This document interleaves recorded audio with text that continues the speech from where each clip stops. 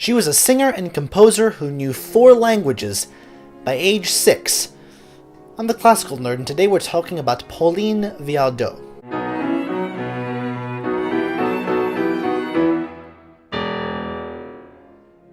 Pauline Viardot was born Michel Ferdinand Pauline Garcia in 1821 to a Spanish family in the artistic climate of Paris. Her father was an all-around musician who instructed all of his children in piano and in voice. Her mother, too, was no slouch in that department, and in fact the whole family was so remarkably musical that they all participated in the premiere of Don Giovanni in the United States. This opera meant so much to her that she actually ended up purchasing Mozart's manuscript. But even though her vocal talents were great, more than anything she wanted to be a concert pianist, and she took lessons with the young hotshot Franz Liszt. She, like many, reported having a massive crush on Liszt to the point that her hands would shake during lessons, just because he was so close to her. However, after her father's death, her mother wished her to give up her piano studies in favor of the voice, and she only complied because she didn't want to upset her mother. She fully went through with her mother's wishes in 1836 after the unexpected death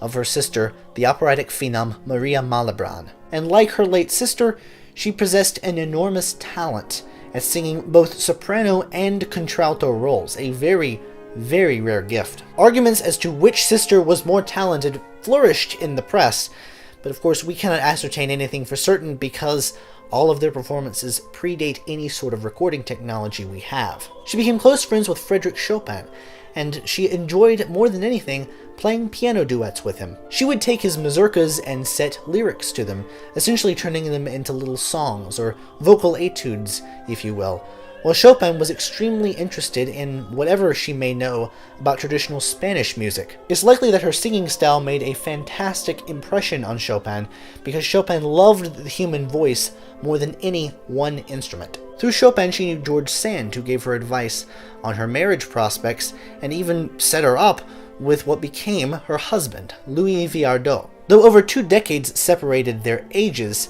it gave Pauline much needed financial stability, and boom, instant concert manager. Their 4 kids ended up going into music in their own rights. She also knew both Clara Schumann and Jenny Lind, probably the 2 premier female performers of her time. Her operatic career just kept growing by leaps and bounds, and through all the music she had to learn, she ended up becoming fluent in 6 languages: English, French, Spanish, Italian, German, and Russian. In fact, because she could speak Russian, she was a really big star in the St. Petersburg Opera for a number of seasons. Viardot settled into a semi-retirement in 1863, popping back out every now and then for an occasional engagement or 2 or 5. She would later find herself as a professor at the Paris Conservatoire, where she also ran a private salon where she gave musical advice and practical advice to an ever-growing studio of aspiring singers. Viardot really never had true compositional aspirations, but wrote and arranged much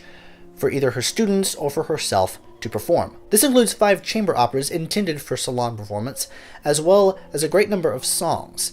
And she also was no slouch when it came to purely instrumental composition either. In addition to her songifications of Chopin mazurkas, she would do the same thing to instrumental compositions of Schubert, Schumann, or her friend Brahms. Since her compositions were of a more intimate, private nature, she really didn't feel the need to promote them all that much. And despite the Franz Liszt seal of approval for her works, they really fell by the wayside of music history, and she was long remembered as just a singer and as a pedagogue. She continued to entertain great musicians in her salon until 1910, when she died at the age of 88. She is one of the greatest artists who comes to mind in the past and present history of music, wrote Hector Berlioz. She was seemingly fluent in all languages, and this was only rivaled by her seeming fluency in all musical languages, ranging from Brahms' Alto Rhapsody to Wagner's Tristan und Isolde. She long supported new music and welcomed young composers into her salon, and she helped launch various careers. She had the ability to bring dramatic intensity and fervor to any operatic role she played, and in fact she played a pretty big part in the revival of Christoph Willibald Gluck, specifically his opera Orfeo e Eurydice from 1862, which kind of rebooted the entire genre, but that's a story for another time. In all, though she is little hailed today, music history would have been less rich if it had not been for her.